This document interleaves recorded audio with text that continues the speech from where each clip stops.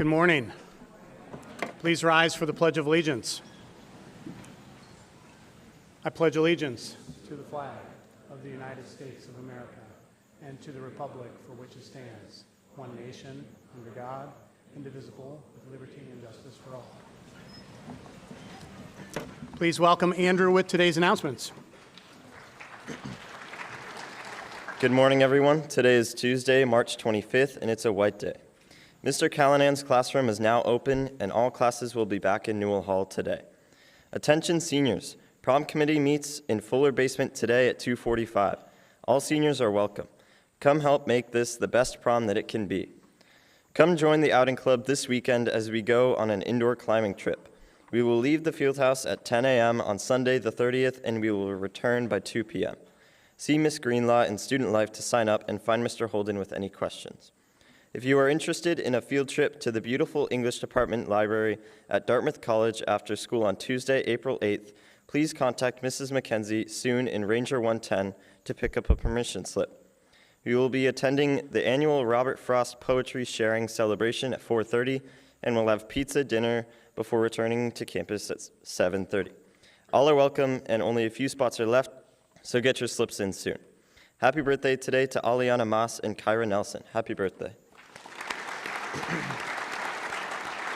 Thank you and have a great day.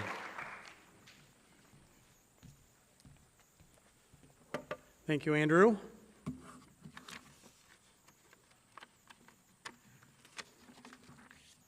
Two late announcements. A reminder that the cell phone policy clearly states that cell phones must be put in your bags and stored away for the entirety of the school day. Cell phones should not be in your pockets, and they certainly should not be in your hands from 7:55 to 2:40. Please be sure to remember to put your cell phones in your bag when you arrive to school.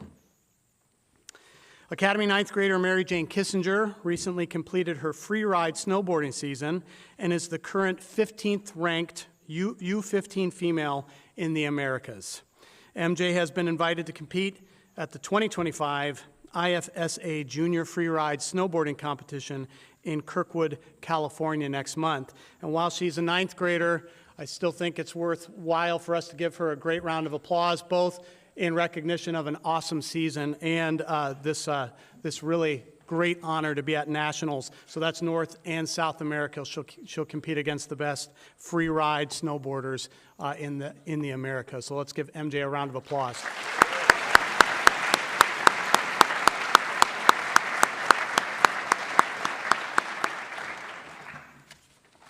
And now with the special presentation, we have two members of the Vermont Soccer Officials Association.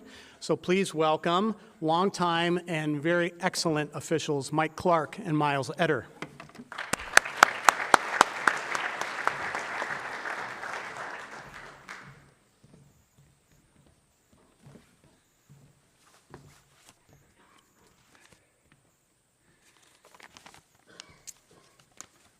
For Miles and I, it is our pleasure to be here to represent the Vermont Officials Soccer Association. Over 38 varsity girls teams this year and 38 varsity boys teams played in the North. Over 40 soccer officials refereed over 500 games this season. At the end of the season, us as referees are asked to vote for a girls varsity soccer team, and then separately for a boys soccer team who we feel in games that we refereed showed the greatest sportsmanship. We are pleased to announce that both the varsity girls soccer team here at St. Johnsbury and the varsity boys soccer team are recipients of this honor. Well done.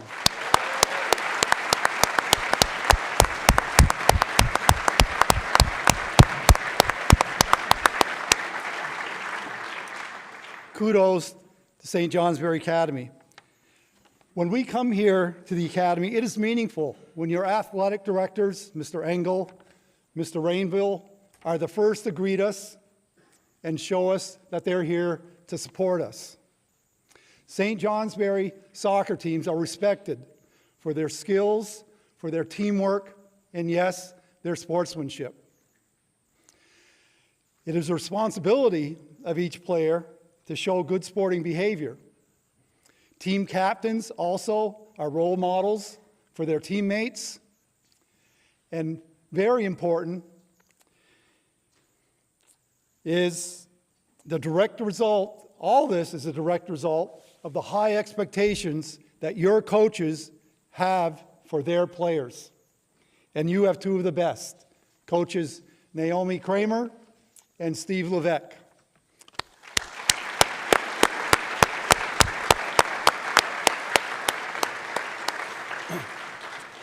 I just want to say it's very challenging to compete in the athletic environments, a soccer field, and you're definitely challenged to show respect and sportsmanship constantly out there. And I just want to congratulate the two teams for their efforts to do that, which happens continuously. The officials appreciate coming here. I know I feel fortunate to have reffed here for many years and to have gotten to know some people and have really experienced many good athletic events and good sportsmanship and great character. So best to you all. Congratulations to those two teams, the coaches and the players who continue to do that. At this point, I'd like to invite Naomi and Steve up, and captains, if they're here, or representatives, just to present an award.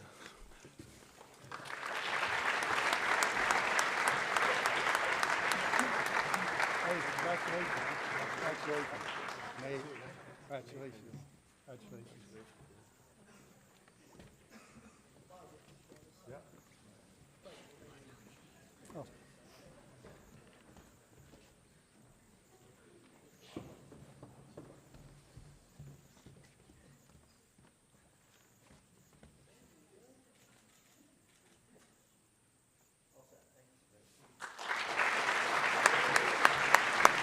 Mike, thank you. Thank you.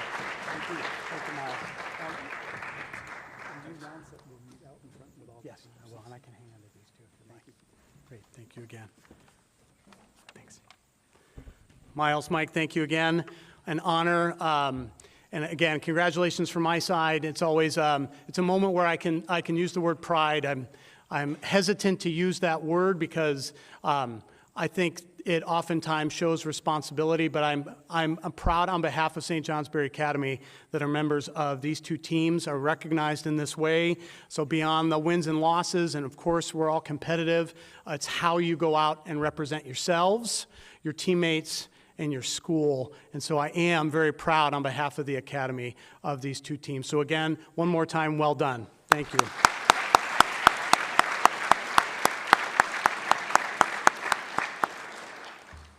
And now it's my pleasure to turn the stage over for a special reflection this morning.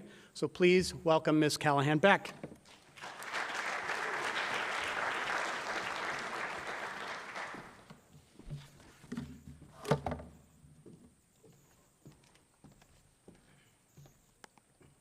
Okay.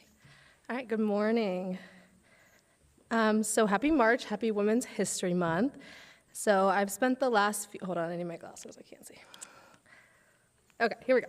All right, so I've spent the last few weeks really thinking about what I wanted to share with you all this morning.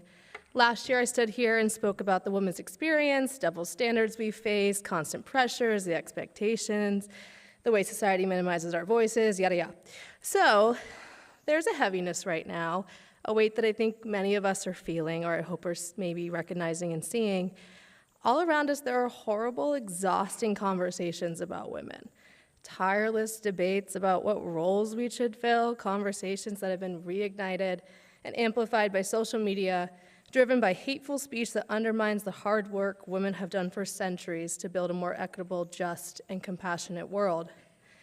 I thought about standing here and talking about dangerous government actions limiting women's rights to vote based on last name, or blaming them for natural disasters, or about podcast hosts who reduce women to bodies and objects as if we are anything less than human beings. I could talk about all of it, and maybe I should, but at the end of the day, I've decided that those who try to hurt and diminish women don't deserve my attention today. Not when today is about honoring the brilliance, power, and resilience of women.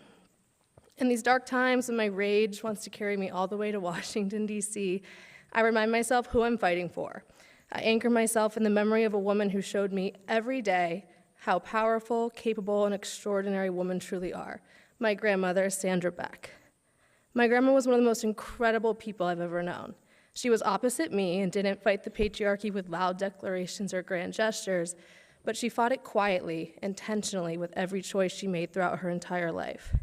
Born in Hanover, New Hampshire in 1944, she graduated from St. Johnsbury Academy and went on to Middlebury College, earning a BA in mathematics during a time when women were actively discouraged from pursuing math or science fields.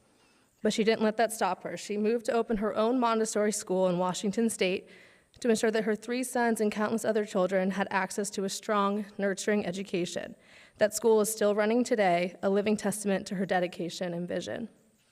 After running the school for 8 years, she went on to teach mathematics at the middle school and college levels, inspiring female students in the field with her brilliance and care.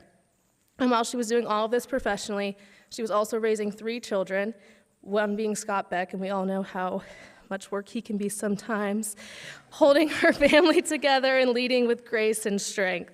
My grandmother embodied what it means to be capable, strong, intelligent, and deeply compassionate. Being raised by my grandmother shaped who I am. She taught me to be confident, to speak out for what is right and true, and to never let anyone diminish my worth. But she wasn't alone in her everyday fight. She had a partner who stood beside her in every way. My gramps, Brent Beck. They met as students here in Colby Hall, fell in love, and were married after college. The photo on your left is them at their prom here. My grandfather, like my grandmother, showed me what it means to honor and celebrate women. For years, I watched my gramps praise everything my grandma had done for their family. He never downplayed the tireless work it took to give birth to and raise 3 children and to support them through all of life's challenges. He praised her intelligence and was happy to let her take control in situations. He understood that her work, both in and out of the home, was vital. They were equals. They worked together, not in competition, but in partnership, always lifting each other up, and they did this in a time when that was not encouraged. They recognized something crucial and something that a lot of people struggle to recognize today, and that is that the patriarchy doesn't serve anyone. It limits us. My grandparents believed and showed through their actions that love, respect, and mutual support create stronger families, stronger communities, and a better world. Their relationship wasn't about power, it was about purpose. And by encouraging and uplifting each other, they found success socially, financially, and personally. Rooted in deep love and equality, they were married for 50 years. So today, during Women's History Month, I want to celebrate that love. I want to celebrate the kind of partnership that acknowledges how incredible women are, that doesn't fear it, doesn't compete with it, but embraces it and allows it to thrive. Let's not let the hate, the noise, or the fear define our narrative. Let's honor and celebrate the women who have come before us, women like my grandmother, who fought in quiet or loud, interruptive, powerful ways. And we can appreciate others who stood beside them, who understood that equality is not a threat, but a gift, like my grandfather. In the next few weeks, as the grounds warm up, grass grows, and spring flourishes, I'll make my way to visit my 2 favorite people. Right now, I feel angry about the news I will have to share with them, and I know my grandmother would have a few words to share if she was here. But I hope you will work with me to create a world that would make them proud of what they left behind. Because whether you are woman identifying or not, the repercussions of misogyny affect everyone in a negative way.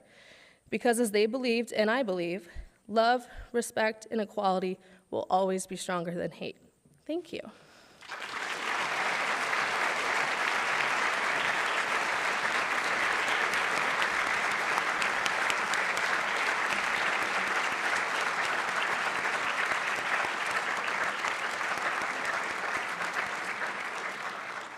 Thank you, Ms. Beck. Great message. You do your grandmother a great honor today, and we all appreciate it. We appreciate the blessing of your message today. Have a great day today. Faculty.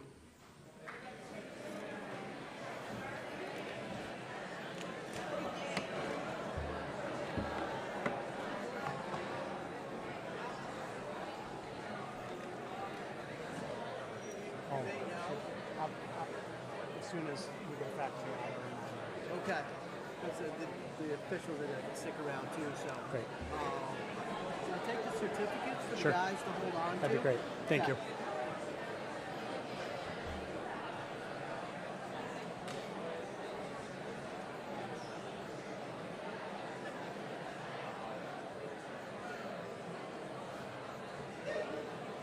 And just an announcement before seniors are dismissed, I want to ask that the two soccer teams would go out front to the Fuller Hall Chapel steps to have a photo. Okay, so soccer players after chapel front steps. Seniors.